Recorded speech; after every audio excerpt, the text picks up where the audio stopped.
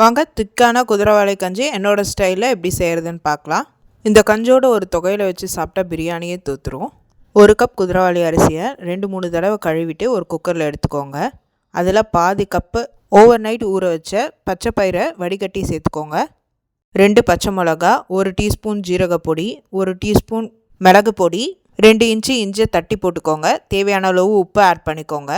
5 cup தண்ணி add பண்ணியிருக்கேன். குதிரைவாலி அரிசியும் பச்சை பயிறு ரெண்டையும் சேர்த்து 1.5 கப்பு வருது. நம்ம 5 கப்பு தண்ணி சேர்த்துருக்கோம். 1 டீஸ்பூன் நெய் சேர்த்துக்கோங்க. ப்ரெஷர் குக்கரை க்ளோஸ் பண்ணி மீடியம் ஹை ஃப்ளேமில் 4 விசில் வச்சு எடுத்துக்கோங்க.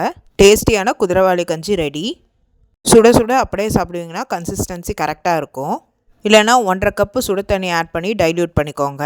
டேஸ்ட்டை செக் பண்ணிவிட்டு பவுலில் ட்ரான்ஸ்ஃபர் பண்ணிக்கோங்க. குதிரைவாலி கஞ்சியிலே நம்மளுக்கு தேவையான விட்டமின், மினரல், ஃபைபர் இருக்குது. ப்ரோட்டீனும் பிளெயின் குதிரைவாலி கஞ்சிலே இருக்குது. நம்ம எக்ஸ்ட்ரா க்ரீன் கிராம் தாலும் ஆட் பண்ணியிருக்கோம். வெயிட் லாஸில் இருக்கவங்க இதை மத்தியானம் லஞ்சாக கூட எடுத்துக்கலாம். ரொம்ப நேரத்துக்கு பசிக்காது. செஞ்சு பார்த்து எப்படி இருக்குன்னு சொல்லுங்கள். Happy cooking, healthy living. இதை மாதிரி ஹெல்த்தி ரெசிபீஸ்க்கு சக்தி ரெசிபியை சப்ஸ்கிரைப் பண்ணிக்கோங்க.